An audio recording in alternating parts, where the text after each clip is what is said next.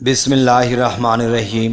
হে সমস্ত জগতবাসী, আজ আমি শামীম আলী চিশতি আপনাদের সামনে যে আলোচনাটি নিয়ে হাজির হলাম, সেই আলোচনাটি অবশ্যই খেয়াল করলে বোঝা যাবে আমাদের মধ্যে নবী রাসূলদের মাধ্যমে যে কোরআন আমাদের উপর নাজিল হয়েছে সেটি আসলে অনেক জায়গায় আমাদের বোঝার বাকি রয়েছে। তো সেখান থেকে কথা বলবো। সেই কথাগুলো হলো, দেখেন, আল্লাহ কিন্তু বলেছে তোমরা সরিষা খেতে যখন প্রবেশ করিবে তবে আস্তে ধীরে প্রবেশ করো, যাতে তোমার বীজ নষ্ট না হয়। এই কথাটা আল্লাহ কোরআনে বোঝাতে চেয়েছে। এটি কোথায়, কিভাবে, সরিষা ক্ষেতটি কোথায়?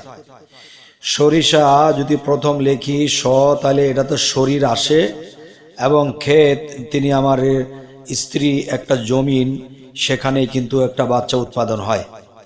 তাহলে দেখা যায় মানুষ সহজভাবে একটি কথা বলে থাকে যে শরীয়তের ভাবে বলে থাকে যে স্ত্রী সহবাস করলে 17 ফরজ। আমি বলবো যে না, যেদিন 17 ফরজ হবে সেদিন একটি সন্তান আপনার পৃথিবীতে আসবে, তখনই আপনার 17 ফরজ হবে। আর না বুঝে এই কথার বিষয় তাদের 17 ফরজের জন্য যতটুকু গরজ, আসলে কিন্তু সেখানে গরজ নেই। বিষয় হলো, যেদিন একটি সন্তান পৃথিবীতে আসবে, আল্লাহর ওলি যদি বানাতে পারেন, তখনই আপনার ডবল 17 ফরজ হয়ে যাবে। এ হলো একটি বিষয়। আরো একটি বিষয় হলো যে মাপে কখনোই কম দেবে না। যে দাড়িপাল্লা সমান সমান থাকতে হবে, মাপে কম দেওয়া যাবে না। এখন দেখা যায় আপনি যখন আপনার স্ত্রীর কাছে গিয়েছেন, তখন আপনি আপনারটা সেরে চলে এসেছেন, কিন্তু তার মাপে তো কম পড়েছে, তারটাও কিন্তু আপনার সমানে সমান রাখতে হবে। যেমন আপনিও সমান, আপনার পাল্লাটা তার পাল্লাটাও সমানে সমানে থাকতে হবে। তাহলে এই মাপের পাল্লা শুধু এখানেই নয়, যেমন বাহ্যিক জগতে আছে, কাউকে সম্পদ কম দিয়েছেন, যতটুকু পাওনা তার থেকে কম দিয়েছেন, সেখানেও হিসেব আছে। আপনি পৃথিবীতে মাপের চেয়ে বেশি খেয়েছেন, আপনি এই পৃথিবীতে যা দরকার ছিল এর চেয়ে বেশি নষ্ট করেছেন, এখানে দাড়িপাল্লার হিসেব হবে। আর ওটাও ধরে নিলাম যে স্ত্রীর কাছে গেলে আপনারটা আপনি পুষিয়ে চলে এসেছেন, কিন্তু তার তো হলো না, তাকে তো আপনি এমনিতেই রেখে চলে এসেছেন, তাহলে সেখানে কিন্তু তাকে আপনি মাপে কম দিলেন। তাহলে এই বিষয়টা শুধু এই একটি জায়গাতে ধরলে হবে না, বিভিন্ন জায়গাতে আমাদের মাপ ঠিক রাখতে হবে। এ হলো এক বিষয়। আরো একটি বিষয় যদি আমি বলতে যাই, যে দেখেন, আমরা এই পৃথিবীতে আমাদের মা, যে আপনার মা আমার মা, যখন আমাদেরকে জন্ম দিয়েছিল, তখন কিন্তু সে আমাকে সেবা করতে একটু মাপে কম দেয়নি, যে মাপে আরো একটু পারলে বেশি দিয়েছে।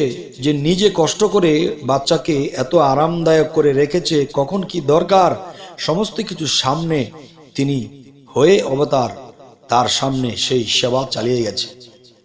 তো এখন দেখা যায় একটা সন্তান যখন পৃথিবীতে বড় হয়ে এসেছে, 25-30 বছর বয়স হয়েছে, তখন দেখা যায় সে স্ত্রীর কথায় চলছে, স্ত্রীর মাকে দেখতে পাচ্ছে না।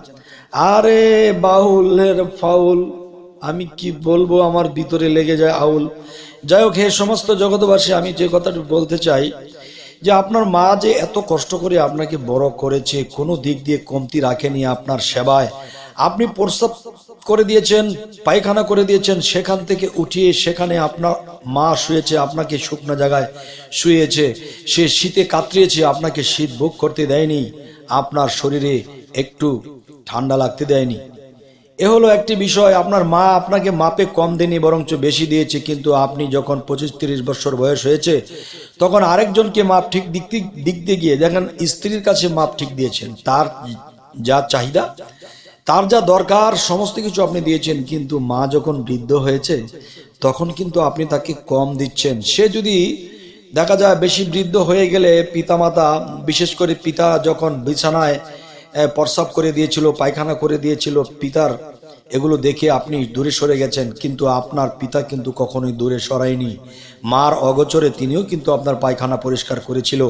এখন আপনার পিতা এখন সেই ছোটকালের মতো, বাচ্চার মতো হয়ে গেছে, আপনার মাতা সেই বাচ্চাকালের মতো হয়ে গেছে। এখন তারা বিছনায় সবকিছু সারছে, আপনারটা যখন সেরেছিল তখন তারা ঘৃণা বোধ করেনি, ছক বোধ করেনি, কিন্তু আপনি করছেন কেন? তাহলে এখানে মা বাবাকে আপনি কম দিচ্ছেন। তবে মানুষ যদি বোঝে, বা কিছু মানুষ যদি এতটুকু বোঝে যে তুমি স্ত্রীকে ব্যবহার করেছো, তাকে তুমি পরিপূর্ণ দাওনি, হয়তো কাপড় চোপড় খাওয়া খাদ্য সবকিছু পরিপূর্ণ দিয়েছো, যৌবনের ক্ষেত্রে গিয়ে তুমি সেখানে তাকে পরিপূর্ণ দাওনি। এই যে একটি কথা, শুধু একটি হিসাব কেন আমরা করব? তাহলে এই হিসাবটি যারা বেশি করে তারা আশা করি যে শুধু সেখানেই করবে না, উপরেও করবে। এরপরে দেখা যায় যে আমরা যখন ছোটবেলায় পড়ালেখা করি, আমার পিতামাতার কে তো আমি গুরু হিসাবে মেনেছি, ভাষা শিখেছি, তারা আমাকে অনেক কিছু শিখিয়েছে। এরপর একজন মাস্টারের কাছে গিয়েছি লেখাপড়া করতে। আমি যে আমার বাবা মা যার কাছে আমাকে পাঠিয়েছে, সরায় রশ্মি দীর্ঘি থেকে শুরু করেছে 5 পর্যন্ত পড়াইছে, আসলে কিন্তু তিনিই মূলত মাস্টার। আপনার নাকের যেই ময়লা পরিষ্কার করে দিয়ে তো বসে সরায় রশ্মি দীর্ঘি পড়িয়েছিল। কিন্তু যে 5 পর্যন্ত যে মাস্টারটি আপনাকে পড়িয়েছিল, সে কিন্তু আপনার ছোটবেলায় আপনার নাক পরিষ্কার দিয়ে তিনি পড়িয়েছিল। আর আপনি যখন আস্তে আস্তে ইউনিভার্সিটিতে উঠেছেন, তখন কিন্তু সেই প্রফেসর আপনাকে শুধু কিছু ড্রয়িং করে দেখালো, এবং ইঞ্জিনিয়ারে পাশ করলো, কেউ ডাক্তারি পাস করলো, কেউ হিসাব বিজ্ঞান পাশ করলো। তো এখন আমি যেটা বলতে চাচ্ছি, এই মাস্টার আপনাকে ছোটবেলায় পরীক্ষা দিতে হেল্প করেছে, ছোটবেলায় আপনাকে আদর করে পড়িয়েছে, আপনার পিছনে আলাদা শ্রম দিয়েছে। আসলে মূলত মাস্টার তিনিই আপনার।